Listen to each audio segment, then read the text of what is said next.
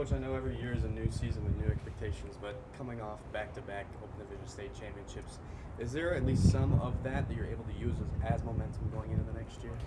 I think it's examples, right? What these teams do to get them to that point, right? And a lot of you guys played on those teams.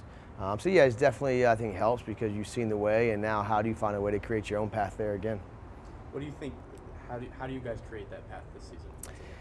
Yeah, I mean, I really just answer the bell each week. We have a really good schedule, as a lot of people do in Arizona.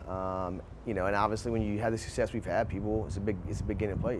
So we have to answer the bell each week and prepare, and then get better throughout the season. A lot of guys on your team currently committed to Division I schools. How have you seen those guys develop as players over the years and now going into their senior season? Yeah, you're very blessed to have a lot of good football players. The thing I'm most proud of is those guys actually care about the program. They're constantly, being great teammates, trying to raise younger guys up. They're putting their team in front of just their own needs sometimes. So, very proud to have not only talented players, but players of that high character. I see you guys all the time. You're doing, stuff, the car dealership, just around the school. How great is it to have the community that you have at Liberty? Yeah, I mean, I try to speak to that a lot, but our community support's amazing. There's not many home atmospheres like ours. I mean, it's packed every Friday. In a public school setting, it's hard because football takes a lot of money, right? And our community constantly supports us and just has been with us. It's great because you've had some championships, but there's some hard losses along the way too. And people stuck with our program and helped us get us to this point. You guys have taken on the challenge of playing an out-of-state team the last couple of years, and now you go and face a Corner Canyon team. What are you excited about, not only that game, but the opportunity for your kids to play at a school that's not from Arizona? Sure. I mean, a couple of things. One, when you have a travel experience, I think it's awesome for your kids. Some of those guys will get that in college. Some of those guys won't get that opportunity, right? So you try to give them that experience. Corner Canyon, obviously, a nationally ranked team, and we are as well, and we want to be the best. So we want to play the best. And then also, to be an open champion, you need to play people of that caliber because you're going to have to beat someone like that to be a champion. So we use it as a great measuring stick about where we are and an opportunity for our kids to kind of play on a national stage. What are some of the things after you have a game like that you look at and go, okay, here's the trajectory of where we can go the rest of the year? Yeah, I mean, I think you kind of can evaluate, really where you're at against this level of competition. Last year, 2 years of Corona. I mean, 2 years ago, we probably should have won the game, did not win it. Last year, kind of got us a little bit, but you kind of can see, hey, this is where we felt really good. We got to get better. Again, ultimately, to be an open champion, you better be playing your best football, obviously, November, December, and you better focus on getting better each week. So that's allowed us to do the last couple of years, and this year, I obviously like to win that game. But again, it's a great test. They've been really good for a long time, so I'm sure they're going to be very well prepared as well. One of the biggest question marks, I think, for your team this season is what the offensive line is going to look like. You guys lost a couple of guys last year. Who are some of the guys that are coming in that are going to take over and fill those spots? Yeah, I mean, I think that's a fair question, and we had some seniors who feel really good about. Skylar Gilbert played a little bit last year through some injuries. Giovanni Nicoshi is going to play for us. Jason Caputo. We have some younger guys, some juniors and sophomores also in the mix there, and maybe even a freshman or so. But it's a big position need, right? Those guys are going against a really good D-line every day, so they're getting a chance to fight and compete. I'm excited for them to kind of, make their mark and answer that question hopefully early in the season. How much better do you think your defense makes your offense that they get to compete against one of the best defenses in the state ever? Sure. I mean, listen, if you've ever been to Liberty practice, obviously it's goods on goods, and we get after it pretty good. So, I mean, no, it's high-level competition, and iron sharpens iron, and that's how we're going to approach things. So hopefully, we can make the week, harder sometimes than what it's going to be on Friday night, But we recognize there's a lot of good teams, and we better be prepared for those teams. I have to ask because it's an important decision going into the season. Are you at a point yet where you are going to name a starting quarterback, or is that still something you're evaluating? Yeah, still something we're evaluating, but I mean, we feel very comfortable at quarterback. I got two young men who are practicing their tails off every day, who work through the program, and I think they'll be ready to play whenever their number's called.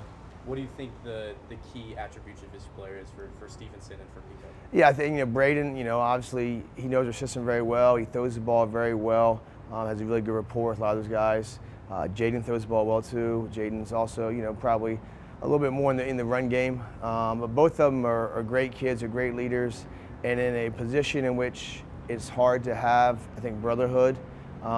Those guys are really, really good friends, push each other, care about each other. So they know ultimately the guy that makes most plays is going to be on the field. But no, it's amazing to work with both those guys. And we have another young man, Kenny Raymond, who's injured as well, but he was competing this summer for us as well. So very fortunate that room is like it is. Zeth and Hudson were really a dynamic duo on defense last season. How much are you expecting them to really improve going into their senior year? Yeah, I mean, both of them are amazing football players, and they'll keep progressing. But more so than that, they're amazing people. Hudson didn't talk a whole lot when he first got here, so he's got a little more comfortable and being that leader. And then, Angel is probably one of the best leaders we've ever had in our program. I mean, he's just an amazing kid. He's very mature. He's not scared to be vocal at all. So again, Paul's, all those guys are great football players, but they're really high character kids. And that's what I think separates sometimes us, is you have kids that really care about your program. How cool is it for Angel to be able to have the opportunity to stay here and play for us? Yeah, I mean, they love him. We talked to him this summer. They feel, has a chance to come in and play pretty soon there. And he's a guy that's going to do it his way. He's very self-assured, very mature guy. So, I mean, I think this is what he wanted in his mind. And even when some other things came about, he said, no, I want to be at Arizona State. And I think it's awesome, for state. I know Coach Dillaham's trying to create a program which the best players stay in state. And I know they made a big deal about that this year. So I think it's awesome, and they're getting a really good one in him. As a high school coach, you see the whole thing about the golden ticket and this initiative. What is your opinion of how that operates? Yeah, I mean, I think they were trying to certainly create buzz around, hey, we want to keep the best guys here. And, I listened in their third year now going into it. They've done a great job in the state building their program and making it attractive for young people. So, I mean, all their whole staff is really accommodating high school coaches where a lot of those guys were there. So, no, we're thrilled to have a kid going there next year and hope to have a lot more. You had a guy like TJ come in this offseason from Tonopah. How has he gelled with his new teammates, and how much of a role do you expect him to play this season? Yeah, I mean, TJ is a tremendous athlete. That's why he's a Division I football player as well. And he's really got along well with the guys. Our guys are pretty simple. If you care about hard work and discipline and being a part of the culture, you're going to fit in just well. TJ's been amazing for us. He's probably going to play some defense and offense. He just has a pretty special skill set. Like I said, someone yesterday, guys his size don't move the way he moves. So very excited for him. And I think he's certainly a guy that helps the football team win games. You have had some guys in the past that have moved around either from tight end to O-line or just kind of around. Are there a couple of guys that are going to be key for you this year and maybe playing both ways in team? Yeah, I mean, we're a two-platoon team like most people are at the 6A level, but I mean, you have certainly guys that are special athletes. You got to find ways to use them, whether it be in packages or situations. So we had a couple guys that did that last year for us, and a couple guys will do that this year as well. What do you think the key benchmarks are for you guys this season to march and make sure you get back to that open position? Yeah, I mean, one, in high school, we're staying healthy. No one has the depth to withstand major injuries. Two, I think it's just, how mentally tough are we? We're to a point, and this is a good thing, but we're going to see everyone's best shot each week. So if you don't bring it, you're not going to win the game. So I think finding our own mental toughness, finding our own identity, not living off what's happened in the past, that really means nothing when you get to a Friday night. And then, again, it's cliche, but just getting better, right? You're going to be a lot better, hopefully, week 14 than you're going to be week 1. And you got to buy into that and push for that, not be content. Just say, let me just get in the playoffs and see what happens. No, you better push. But I think we have the guys to understand that. There's a lot of humility in that room. And we're going to do the best we can to try to get back in put ourselves position to have a chance again. How much do you see the teammates interact with one another, your players interact with one another and make themselves mentally tougher?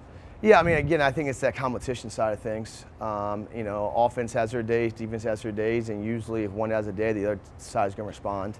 And again, it's a really tight-knit group. It's a true brotherhood. Our kids care about each other, and they know part of the caring about each other is really pushing and competing.